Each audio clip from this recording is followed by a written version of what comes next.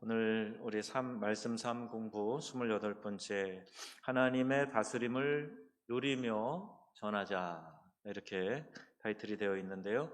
우리 그림을 한번 보여주시면 우리 예수님 안에서 풍성한 삶 어떻게 살아가는가 이 네 가지 기본 축이 있다 그랬어요. 그러니까 내가 주님과 함께 동행하면서 살아갈 때 중요하게 여겨야 되는 거 이 네 가지 다 균형을 잘 이루어야 된다. 우리 교회에 대한 교회론을 이야기할 때도 말씀 선포, 가르침, 교제, 봉사 이 네 가지 여러분 기억나시죠? 교회를 떠받드는 기둥과 같다. 그래서 어느 것 하나가 부족하고 약하고 그러면 교회도 건강을 잃어버리는 거예요. 마찬가지로 우리 개인의 삶에도 그리스도 안에서 풍성한 삶을 누리려면은 이 네 가지를 다 중요하게 여겨야 됩니다. 물론 주님이 나를 다스려 갈 때 우리가 풍성한 삶을 살게 되는데 그 안에 가만히 살펴보면요. 하나님과의 관계가 있어요. 하나님이 어떤 분이신가 하는 거를 날마다 우리가 깨달아가고 느끼는 거 이게 우리의 신앙에 아주 중요한 요소가 됩니다. 우리 간혹 성도님들과 대화하다 보면 하나님을 좀 가까이서 느끼고 싶어 하는 그런 분들이 있어요. 또 하나님이 나에게 기도할 때도 좀 응답해 주시고 또 감동으로 깨닫게도 해주시고 또 나타나 보여주시면 좋겠다. 그런 기대를 갖고 신앙생활하는 분들이 있는데 참 좋습니다. 하나님을 더 알아가면 알아갈수록 그 하나님에 대한 넓이와 깊이와 오묘함 이런 것들을 깨닫게 되는 거죠. 전제는 하나님을 사랑하는 거예요. 하나님을 사랑할 때 그 하나님께서 하나님 자신을 우리에게 나타나 보여주신다. 우리에게 나타내 보여주시는 하나님이시지 숨어 계시고 도망치시고 그런 하나님 아니시다. 여러분 사랑하면 사랑할수록 하나님에 대해 알아가면 알아갈수록 더 우리에게 많은 것들을 계시해 주시는 우리 좋으신 우리 아버지 하나님이심을 믿으시기를 바랍니다. 나 자신과의 관계도 중요한데 자기 부인 그 다음에 성령 충만 이것이 나 자신과 그리스도와의 관계를 바로 세우는 아주 중요한 요소예요. 주님 주님 하면서 실제로는 내가 주인 행세하고 있으면 관계가 잘못되어 있는 겁니다. 자신과의 관계 그리스도와 내 스스로 맺는 관계 또 그를 위해서는 나를 부인하고 성령의 충만함이 있어야 된다. 또 하나는요 이 두 가지만 있으면 안 되고요 공동체 안에서의 관계 이거는 이제 성도들과의 관계라고 할 수가 있겠죠. 형제사랑과 섬김의 도가 필요하다. 교회에 오면은 우리 함께 지체된 성도들을 사랑하는 일 이것은 우리에게 부여된 아주 중요한 책임이자 우리 주님의 명령이에요. 그래서 공동체 안에서는 성도 사랑 그리고 그를 섬기는 거 이것을 중요하게 여겨야 되고 또 이 세 가지만 중요한 게 아니라 또 하나가 있어요. 세상에서 우리가 살아가는 방식입니다. 세상과의 관계인데 복음 전도 그 다음에 세상 경영 이렇게 되어 있어요. 그러니까 믿는 성도는 교회 안에서만 성도가 아니에요. 교회 안에서만 빛과 소금이 아니에요. 세상에 나가서 성도로서 삶을 살아가야 된다. 이 세상에서 빛으로 소금으로 살아가는 것이다. 이게 복음 전도요. 이것이 세상 경영이라는 거예요. 이 네 가지 축을 잘 생각하시면서 여러분의 그 신앙을 균형 있게 세워가시는 우리 명성의 가족들 되시기를 주님의 이름으로 축원합니다. 자, 하나님의 다스림을 받으며 살아가려고 할 때 때로는 아까 이제 세상 경영 말했지만 세상으로부터 일어나는 도전이 있어요. 갈등이 있습니다. 그러니까 세상이 우리를 막 두 팔 벌리고 환영하는 게 아니고요. 기독교가 시작된 그 시기 초창기부터 지금까지 복음이 전파되고 교회가 세워지고 교회가 그 사명을 감당하려고 할 때 세상과 반드시 부딪히는 갈등이 일어나게 된다. 그래서 세상은요. 이 성경적 가치관을 편협하고 융통성이 없고 부자연스럽다 이렇게 가르치고 있어요. 또 그리스도인들조차도 그런 세상의 반응에 자꾸 넘어갑니다. 우리가 너무 독선적인가? 우리가 너무 세상에서 살아가는데 융통성이 없는가? 이런 생각을 하면서 위축될 때도 더러 있어요. 그런데 여러분 이 세상의 가치관을 따라서 살아가는 게 성도의 삶이 아닙니다. 적어도 어떤 영역에서 우리가 하나님의 다스림을 받으면서 살아가야 된다. 그래서 로마서에도 말씀하죠.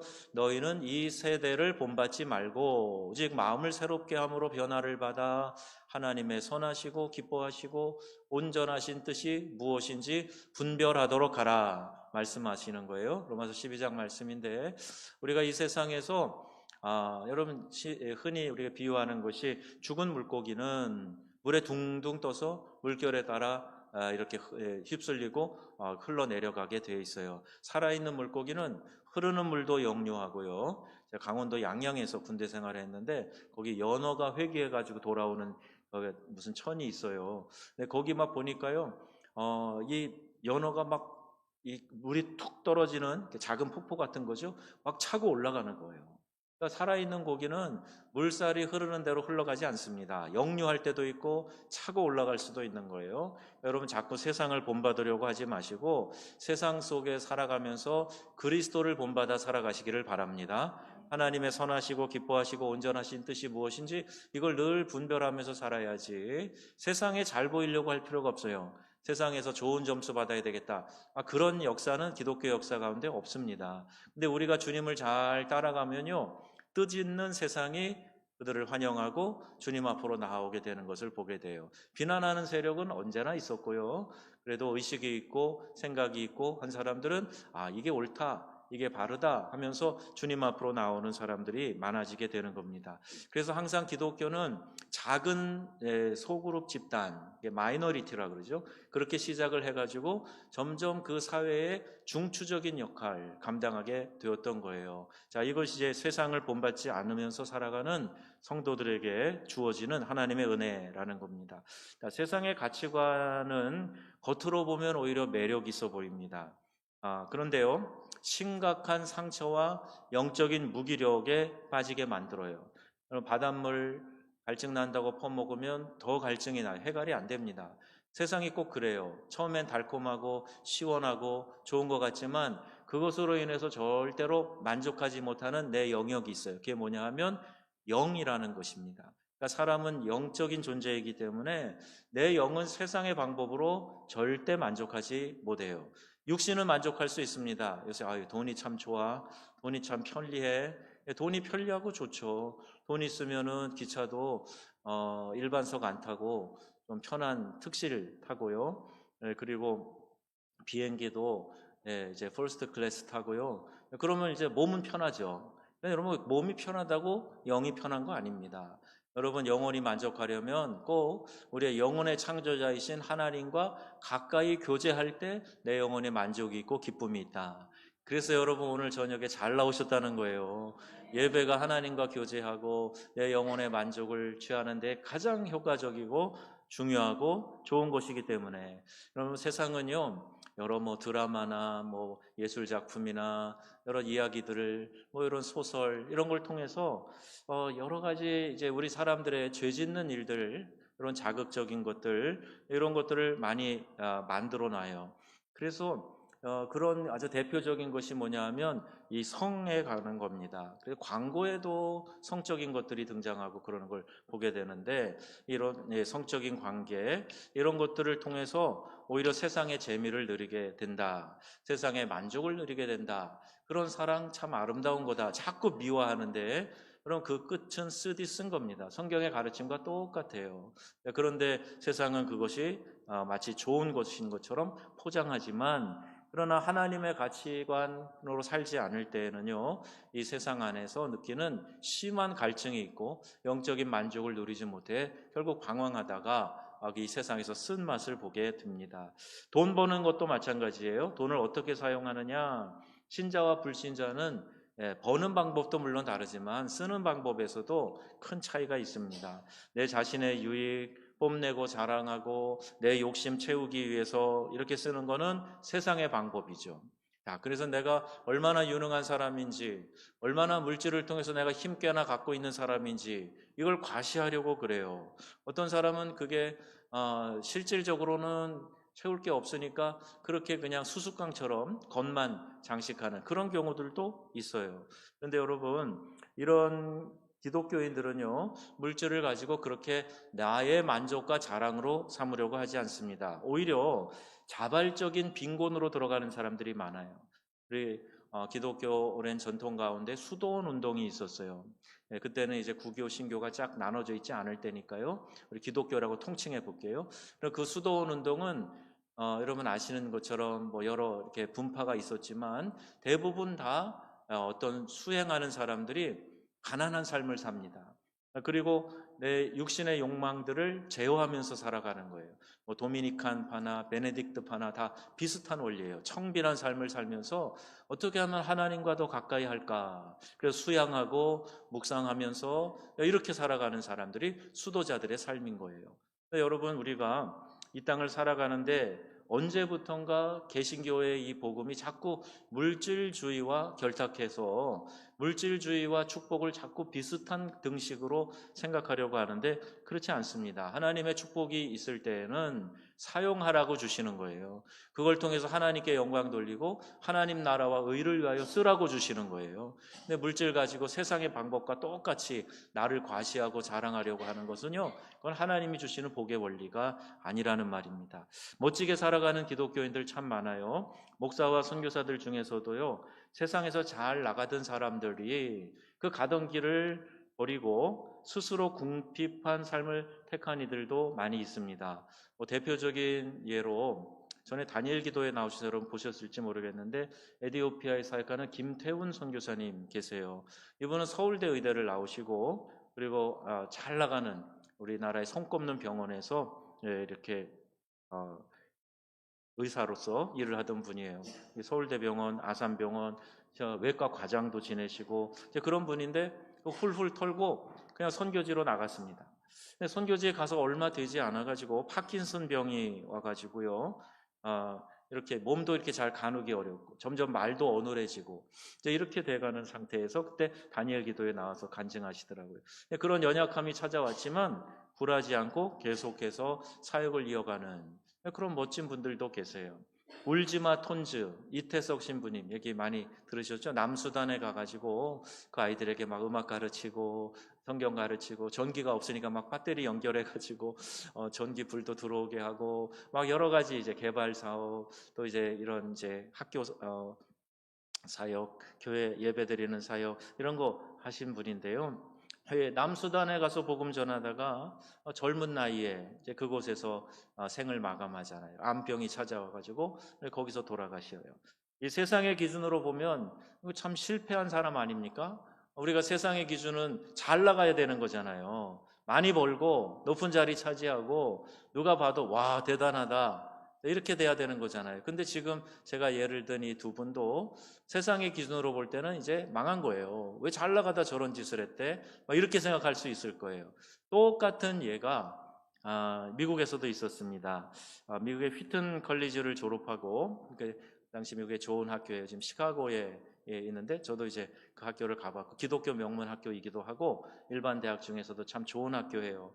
근데 거기 젊은이들이 뜻을 모아가지고 남미 에콰도르에 1950년대입니다. 56년대에 갔는데 거기 가서 아우카족 지금은 이제 와오라니라고 하는 그 이름으로 불리는 그 아우카족에 가서 복음을 전했는데 그들이 이제 이 식인 부족이었어요. 그 당시만 해도 1970년대까지도 카메룬에도 식인 부족이 있었어요. 인육을 갖다 시장에 내다 팔고 구워서 팔고 그러는 부족이 있었는데 여기도 이제 그런 부족에게 갔다가 그만 이제 창에 찔려 죽게 되잖아요. 여러분 이제 영화로도 보셨는데 그 짐 엘리엇과 친구들에게 대해서 그 신문에서 이렇게 기사가 막 대서특필되면서 나오고 그 헤드 타이틀이 뭐였냐면 What a waste 무슨 낭비냐 이게. 그 당시 대학을 나온 사람 같으면 아주 엘리트 중에 엘리트 아니겠어요? 그것도 좋은 학교에. 그런데 이게 무슨 낭비냐? What a waste. 무슨 낭비냐 도대체. 그러면서 신문에 이렇게 대서특필했는데 나중에 이제 그 아내가 그 기사에 대해서 이런 이야기를 해요. 평소 짐 엘리엇이 일기장에도 써놓고 했던 이야기인데요. 지킬 수 없는 것을 버려 잃을 수 없는 것을 얻는 사람은 결코 바보가 아니다. 결코 낭비가 아니다. 유명한 말이죠. 내가 지금 영원히 간직할 수 없는 거, 이 세상에서 영원히 간직할 수 없는 거, 이거에 연연하지 않겠다는 거예요. 오히려 하나님 나라를 바라보면서 영원히 간직할 하나님 나라의 가치로 이 세상을 살아간다. 하나님 빨리 불러가시면 빨리 가는 거고, 나에게 생을 맡기셔가지고 어떤 사역을 계속 하게 하시면 그 일을 감당하면 되는 거다. 데이빗 리빙스턴이 그런 얘기를 했어요. 사자에게 몇 번씩 공격을 당하고 죽을 뻔하고, 말라리아에 이 열대 아프리카의 토속병에 그렇게 생명의 위협을 많이 느꼈지만, 리빙스턴이 한 얘기가 뭐예요? 사명자는 사명을 다할 때까지 결코 죽지 않는다. 그 얘기였어요. 여러분도 마찬가지입니다. 하나님이 이 땅에 보내실 때 각자에게 사명을 주셨고요. 그 사명을 다 이루실 때까지 이 땅에 살다가 하나님 나를 부르시면 기쁨으로 천국 입성하는 거. 여러분, 이것이 우리 성도의 삶인 줄로 믿으시기 바랍니다. 세상에서 천년 만년 살 것처럼 이 세상에 막 이렇게 궁중을 쌓아놓고 내가 거기서 왕 노릇하고, 그게 아니에요. 여기는요, 장막집입니다. 그냥 거쳐가는 거예요. 그래서 이 세상에 미련을 두고 사는 게 아니라 하나님 나라의 가치를 두고 살아가는 삶, 이게 우리 성도들의 삶이다. 낭비가 아니다. 영원한 가치를 얻는다는 신앙적인 관점에서 보면은 결코 낭비가 아니다. 여러분, 목회자들이나 또 선교사님들 오지에서 수고하는 분들 보면서 불쌍하다는 생각하지 마세요. 같이 공감하며 힘을 합하고 그런 건 좋습니다. 그런데요, 불쌍해서 동정하는 게 아니에요. 그의 위대한 사역에 내가 동참할 수 있는 영광인 것이지, 그렇게 생각을 하셔야 됩니다. 그래야 우리가 정말 정정당당하게 하나님 앞에서 함께 수고하는 기쁨을 누리게 되는 거고, 또 사역자들도 마찬가지죠. 우리 사역자들을 제가 여러 명 대하고, 또 이제 후배들도 이제 많이 생기고 이제 그러면서 그런 마음이 들어요. 사역자들도 하나님이 맡겨주시는 사역지가 다 있잖아요. 그런데 그 사역지에서 기쁨으로 하나님 맡겨주신 일에 최선을 다하면 그게 하나님 앞에서 평가 기준이 되는 거지. 큰 교회를 목회해야 되고, 큰 도시에 있어야 되고, 이름이 나야 되고, 유명해지고, 그러려고 막 길을 쓰고 애쓰는 그런 사람도 더러 있어요. 근데 그런 삶이 목표는 아니다. 여러분, 이 세상의 가치에 자꾸 이 도전을 받으니까 그런가 해서 이제 조금씩 곁눈질하고 그럴 수 있는데, 여러분, 우리 믿는 성도들은요, 가치가 분명해야 됩니다. 천국에 대한 가치 여러분 생각하시면서요, 하나님의 거룩한 일을 위해서는 이 땅의 기준으로 볼 때의 낭비, 다시 말하면 거룩한 낭비, 이런 것도 있을 수 있거든요. 아낌없이 해야 됩니다. 그것은 내 것이 아니라 우리는 하나님의 청지기이기 때문에 그래요. 거룩한 낭비가 결국 이 땅에 하나님 나라를 이루어가는 데 도움이 된다. 그러면 거룩한 낭비를 하는 사람이, 그들이 바로 그리스도인이라는 겁니다. 그래서 여러분, 인색함으로 억지로 하지 말아라. 이거는 연보에 대한 원리만이 아니에요. 우리의 삶 전체에 대한 겁니다. 시간이면 시간, 노력이면 노력, 내 건강도 마찬가지고요. 내 관심, 에너지, 이런 모든 것 여러분 막 아끼고 인색하게 하고 억지로 하고 그러지 마세요. 제가 언젠가 그 얘기를 좀 돌려서 했는데, 우리 교인들은 무슨 봉사나 충성해도 정량 보존의 법칙이 있는 것 같다. 그래서 여기서 열심히 하면 딴 걸 안 해버려요. 여기 나와서 기도회를 하면 딴 건 또 쑥 빠져버려요. 그러려면 물론 그것도 귀하지만, 그러나 내가 좀 더 최선을 다해서 열심히 해서 그냥 녹슬어 없어지기보다는 달아 없어지겠다라는 그런 마음으로 하나님 앞에 최선을 다하면요, 그게 결국 거룩한 낭비가 될 것이고, 그런 낭비는 하나님께서 기쁘게 연락해 주실 줄로 믿습니다. 세상에서의 낭비는 내 폼사 하느라고 아낌없이 하면서 하나님 나라를 위한 낭비는 하나도 하지 않고 구두쇠 노릇한다. 그러면요, 천국 가서 무엇이 우리를 위하여 예비되어 있을까? 한번 상상 한번 해보세요. 세상의 길과 다른 삶을 살 때 부딪힘과 유혹은 반드시 있죠. 회사에서도요, 승진하려고 할 때 내가 공평한 경쟁하지 않고 편법을 쓰고 다른 사람을 모함해서 깎아내리게 만들고 중상모략하는 거죠. 뇌물을 쓴다든지 또 부정하게 행하는 것이 있다면, 여러분, 그런 것에서 우리가 정도를 지키며 하나님의 뜻을 따라가는 거, 결코 쉬운 문제가 아닙니다. 결코 쉬운 문제가 아니에요. 오히려 나이가 들어가면 들어갈수록 세상에 대해서 좀 알면 알수록 더 결정이 어려운 것 같아요. 저도 보면서, 제가 목사고 우리 자녀들은 이제 한참 젊은 아이들인데 어떤 때는 그 아이들이 더 저보다 기준이 높더라고요. 그래서 때로는 니들이 세상을 몰라서 그렇지 그러다가도 맞아 이게 맞는데 그리고 오히려 미안한 마음이 들고 우리 그리스도인들이 살아갈 때 세상의 기준과 방법이 아니라 하나님이 나를 어떻게 보실까? 또 믿지 않는 사람들이 나를 볼 때 내가 적어도 그리스도인으로 살아가는데 그들이 나를 어떻게 이해할까? 이게 결국 하나님께 영광이 되는 것 아니겠습니까? 여러분 이런 선한 마음으로 살아가시면서 하나님의 뜻을 이루어가는 우리 복된 성도님들이 다 되시기를 바랍니다. 내가 계산하면서 이거를 챙겨야만 나에게 이익이 된다. 그건 내 계산이고요. 하나님의 셈법은 좀 다르시더라고요.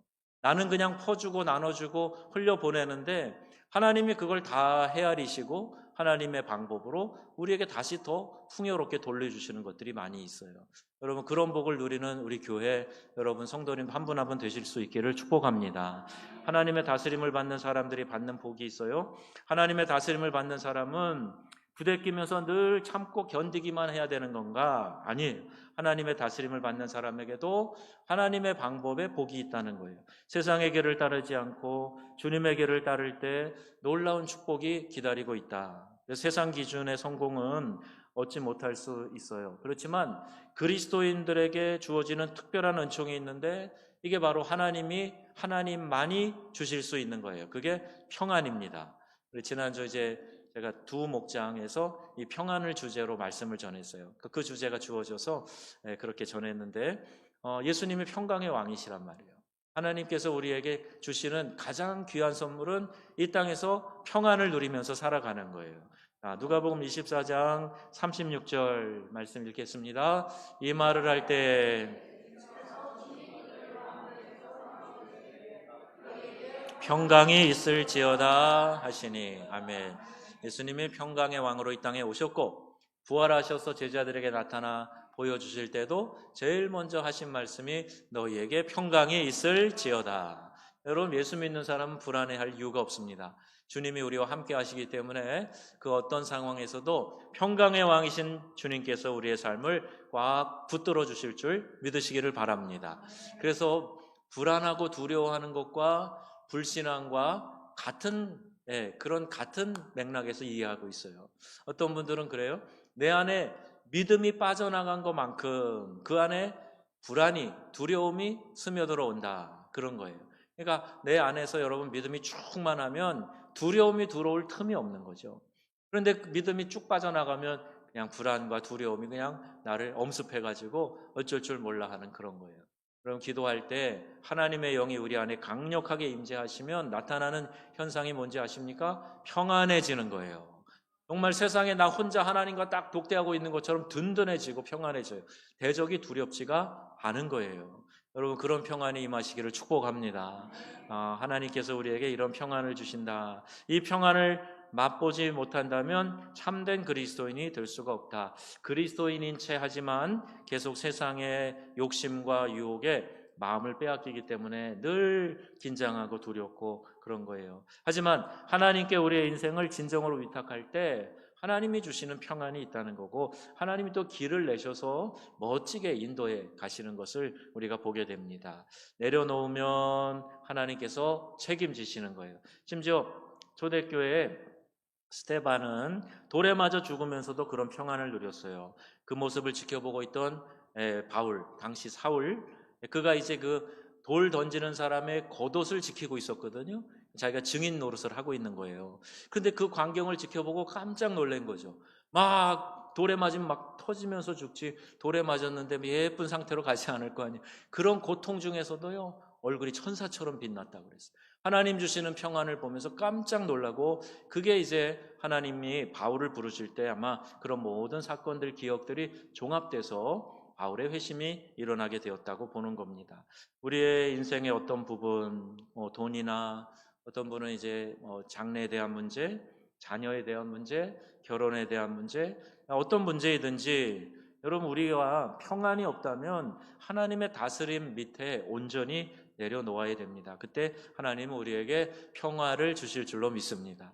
온전히 내려놓아라. 어떻게 해요? 우리가 기도하면요 하나님이 자꾸 우리에게 그렇게 강권하세요. 야, 그거 네가 좀 쥐고 있지 말고 나한테 좀 내려놔라. 네가 짊어지고 끙끙거리지 말고 나한테 내려놔라. 하나님 그렇게 우리 안에서 권면하시기 때문에 그런 성령의 인도하심과 강권 때문에 주님께 탁 맡겨드려요. 맡겨드리고 나면 그 순간에 말할 수 없는 평안과 그리고 위로가 내게 몰려오게 됩니다. 여러분 이런 평안을 누리게 되었으면 이제 이 놀라운 축복 하나님의 다스림 밑에 있는 이 축복을 알리는 것 이것이 우리의 또 하나의 중요한 의무예요. 베드로전서 3장 15절 16절입니다. 너희 마음에 그리스도를 주로 삼아 너희 속에 있는 소망에 관한 이유를 묻는 자에게는 대답할 것을 항상 준비하되 온유와 두려움으로 하고. 아멘. 자, 여기까지 먼저 보겠습니다.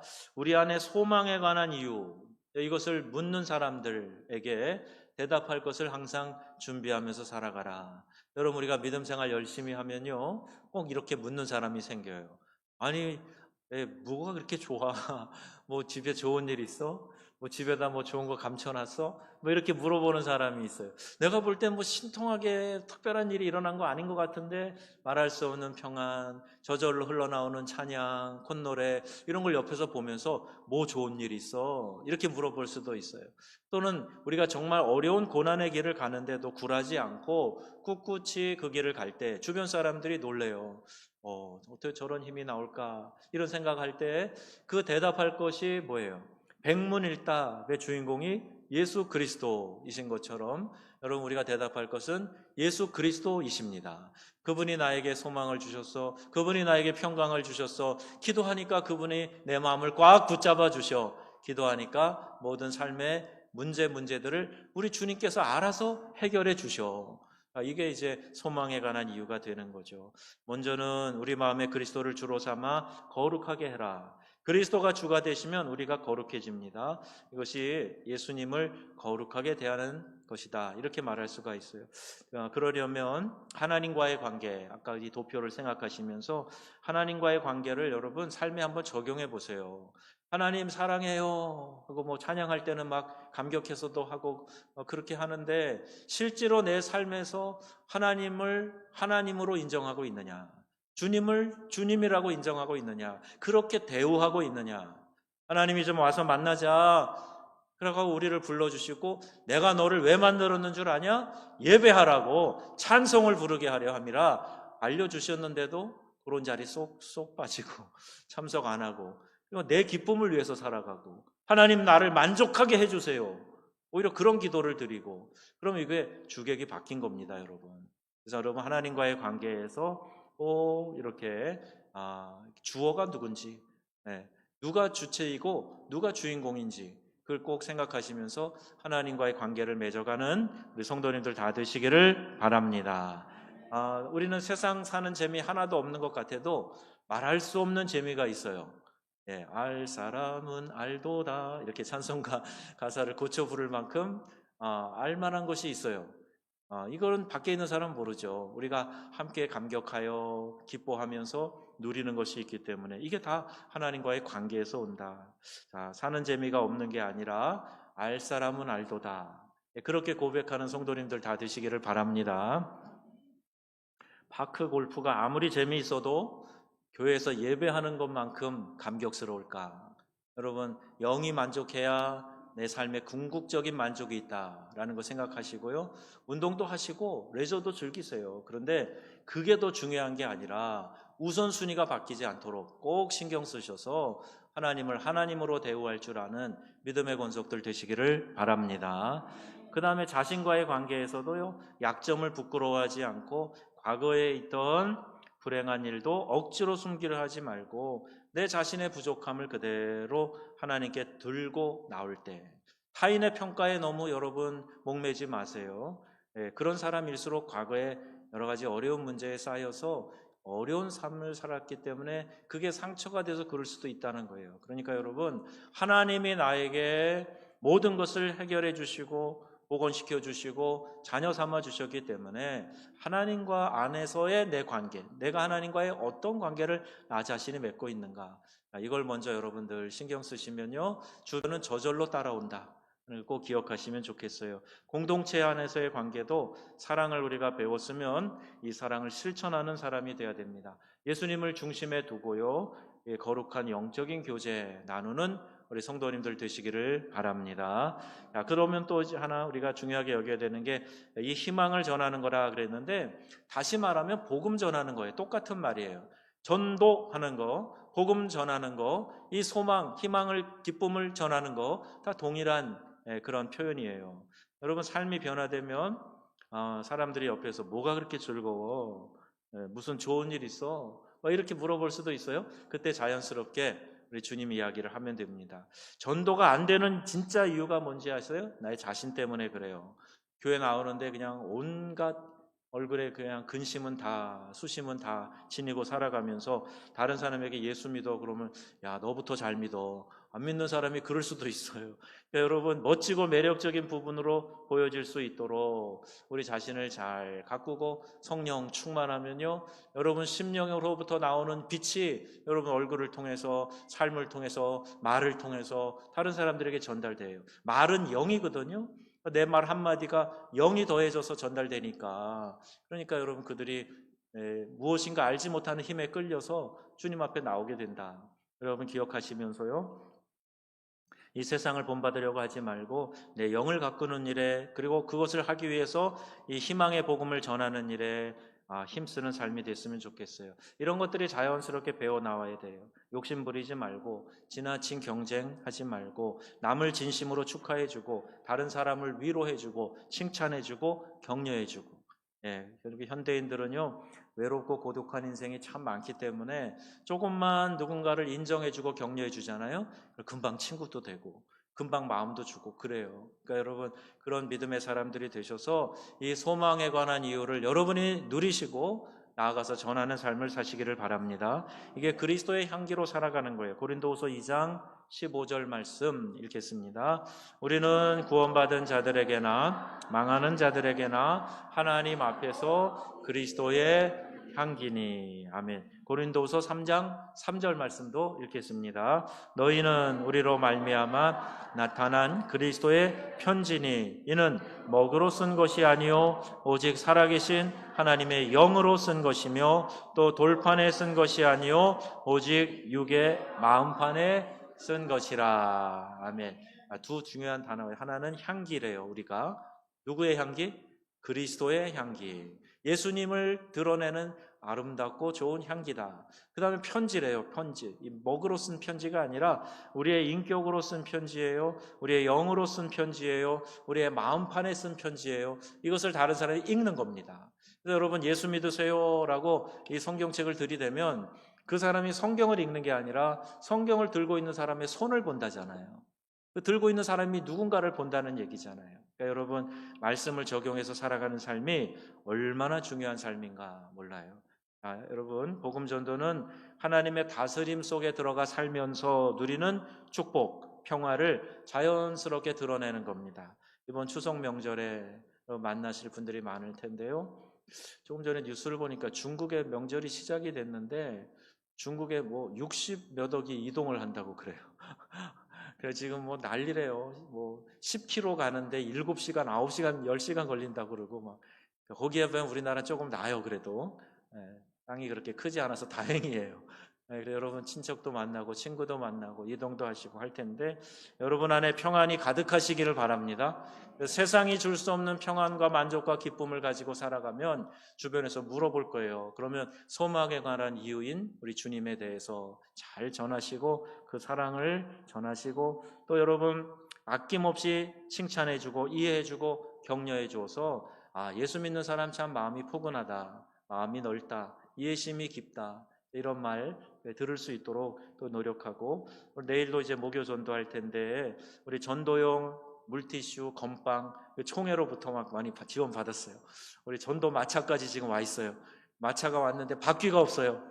그래가지고 총회장한테 아까 요번에 오셔서 우리 총회장님이 오셔서 우리 3인 3색 마지막 주 말씀 전해주거든요. 그래서 우리 이제 전단지 만들어야 되니까 설교 제목 주세요. 그래갖고 이제 문자 보내면서 그래도 이제 우리 교단에서 이 전도 박람회를 해갖고 저게 생긴 거거든요. 그래서 이제 박람회 열어줘서 참 고맙다. 근데 바퀴가 안 왔네요. 그랬더니 바퀴가 없는 마차가 어딨냐고 또 막 그래서 배송 착오라 곧 오기로 했다고. 바퀴 달면 이제 저것도 끌고 나갈 거고, 또 우리 지난번에 우리 스타리아 살 때 교회 로고 붙이느라고 이렇게 글씨를 새겼는데 너무 작아가지고 우리 관리 집사님에게 좀 잘 보관해 두세요. 딴 데 쓰게요. 그랬더니 저는 잊어버리고 있었어요. 그런데 보니까 거기 교회 이름이 기독교 대한성결교회 명성교회 딱 찍혀 있는 거예요. 늦게 주더니 이름까지 새겨줬구나. 더 고맙다. 그랬는데 알고 보니까 관리 집사님이 찾아가 그렇게 붙여놓으신 거더라고요. 그래서 그거 끌고 나갈 거예요. 그러니까 여러분, 우리 교회가 이렇게 선한 일에 힘쓸 때 함께 동참하시고, 또 못 나가도 몸으로 동참 못해도 여러분 기도하시고, 또 우리 교회가 좋은 소식을 전하는 일에 힘쓰는 우리 귀한 명성교회 되기를 주님의 이름으로 축원합니다. 아멘.